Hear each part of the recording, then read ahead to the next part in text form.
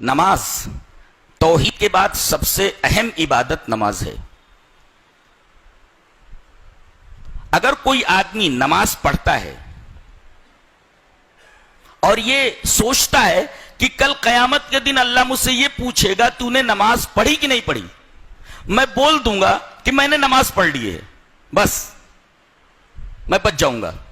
نہیں, آپ نماز پڑھیں, لیکن آپ کی ہر نماز اتباع رسول کے دائرے میں ہونی چاہیے. اگر اتباع رسول کے دائرے میں نہیں تو نماز معتبر نہیں ہے. آپ نماز پڑھتے رہیے. دلیل یہ حدیث پاک. وعن ابی ہریرہ رضی اللہ تعالی عنہ عن النبی صلی اللہ علیہ وسلم قال ان الرجل لیصلی 60 سنة وما تقبل له صلاة لعله يتم الركوع ولا يتم السجود ويتم السجود ولا يتم الركوع. رواہ المنذری فی الترغیب والترہیب فی کتاب الصلاۃ. حضرت امام منذری رحمہ اللہ اپنی حدیث کی کتاب ترغیب اور ترہیب کے اندر کتاب الصلاۃ یعنی صلاۃ کے چیپٹر میں اس حدیث کو لائے ہیں. راوی حضرت ابو ہریرہ ہیں. میں نے پوری حدیث بیان کر دی ہے. حضرت ابو ہریرہ فرماتے ہیں کہ نبی اکرم صلی اللہ علیہ وسلم نے ارشاد فرمایا کہ ایک آدمی اللہ کے حضور پہنچتا ہے, اللہ اسے پوچھتا ہے, حالانکہ اسے معلوم ہے نماز پڑھی, پڑھی, کتنے سال پڑھی؟ کہا کہ اے اللہ کے رسول 60 سال تک میں نے نماز پڑھی. 60 سنتن 60 سال نماز پڑھی. کتنے سال پڑھی؟ 60 سال. اللہ کو معلوم ہے, پوچھ رہا بندے سے, پڑھی. کتنے سال پڑھی؟ 60 سنتن 60 ایئرس, 60 سال پڑھی.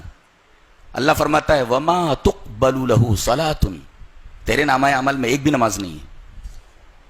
60 سال کی نماز جو تو نے پڑھی ہے ایک بھی نماز تیرے نامہ عمل میں نہیں ہے. لوگ حج کو جاتے ہیں اور پھر کہتے ہیں کہ خانہ کعبہ میں ایک نماز 1 لاکھ کے برابر ہے, تو 40 دن 50 دن رہ کر کے اتنی نمازیں پڑھ لی, اب تو جنت الاٹ ہو گئی میرے. ارے بدبخت اور بدنصیب, یہاں معاملہ یہ ہے کہ 60 سال کی نماز آدمی پڑھ کر کے گیا ہے, اس کے نامہ اعمال میں ایک نماز بھی نہیں ہے. اور تیرے حج کی کیا بساط ہے, تیرے حج کی کیا اوقات ہے کہ تو جوڑتے بیٹھے کہ ایک نماز 1 لاکھ نماز کے برابر ہے, لہذا میں بخشایا ہو گیا. پتا نہیں جس پیسے سے تو گیا ہے اس پیسے کے اندر کتنا حلال ہے اور کتنا حرام ہے. تو نے کتنے ارکان اپنی مرضی سے ادا کیے ہیں, جہالت سے ادا کیے ہیں, اور کتنے ارکان تو نے اتباع رسول کے دائرے میں نہیں کیے ہیں, تو تیرا حج کیسے ہوا؟ اور تو نے نماز جو پڑھی وہ نماز اتباع رسول کے دائرے میں پڑھی یا نہیں پڑھی ہے؟ یہاں تو ایک آدمی 60 سال کی نمازیں پڑھ کر کے گیا ہے, اور نبی اکرم صلی اللہ علیہ وسلم فرما رہے کہ اللہ یہ فرماتا ہے کہ تیری ایک بھی نماز قبول نہیں ہوئی, تیرے نامہ اعمال میں ایک بھی نماز نہیں ہے. وما تقبل له صلاۃ, ایک بھی نماز نہیں ہے. کتنی خطرناک قسم کی حدیث ہے یہ. لوگ نمازیں پڑھتے رہتے ہیں. تو اگر آدمی نماز پڑھتا ہے, ایک توحید کے بعد بہترین عمل ہے اور سب سے اونچا عمل ہے, مگر یہ عمل اگر سنت کے دائرے میں نہیں کیا گیا ہے, اتباع رسول کے دائرے میں نہیں کیا گیا ہے, تو یہ عادت ہے, اٹھک بیٹھک ہے, نماز نہیں ہے. اس لیے کہ جو چیز اتباع رسول, جو عمل اتباع رسول کے دائرے میں نہ کیا گیا ہو وہ عادت بن جاتا ہے, عبادت نہیں بنتا. دیکھو 60 سال کی نماز لے کر کے گیا, نامہ عمل میں ایک بھی نماز نہیں ہے. اللہ, یہ حدیث ہمیں ہلا دینے کے لیے کافی ہے. نماز کیسی پڑھنا بتایا گیا. حدیث اس طرح. وعن ابی قلابۃ حدثنا ابو سلیمان مالک بن الحویرث قال قال لنا رسول اللہ صلی اللہ علیہ وسلم صلوا كما رأيتموني اصلي فاذا حضرت الصلاة فليؤذن لكم احدكم وليؤمكم اکبركم. رواہ البیہقی فی السنن الکبری فی کتاب الصلاۃ.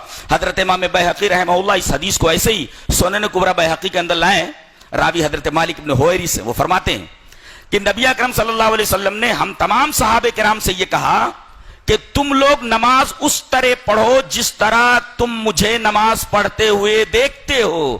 پتہ یہ چلا کہ یہ آدمی جو 60 سال کی نماز پڑھ کر کے گیا ہے، یہ نماز اس نے نبی کریم صلی اللہ علیہ وسلم کی نماز کی طرح نہیں ادا کی ہے. نبی نے فرمایا تم لوگ نماز اس طرح پڑھو جس طرح تم مجھے نماز پڑھتے ہوئے دیکھتے ہو. اگر اس طرح تم نے نماز پڑھی ہے تو تمہارا یہ عمل، تمہاری یہ نماز مقبول عند اللہ ہے. اور اگر تم نے اپنے طریقے پر، یہ حنفی نماز ہے، یہ مالکی نماز ہے، یہ شافعی نماز ہے، یہ فلاں شخصیت کے طریقے پر پڑھی ہوئی نماز ہے، کسی بھی طریقے سے نماز پڑھ کر کے گیا آدمی کوئی بھی نماز معتبر نہیں ہے، الا یہ کہ اس نے نماز جناب محمد رسول اللہ صلی اللہ علیہ وسلم کے طریقے پر پڑھی ہو، جس کا نام اتباع رسول ہے.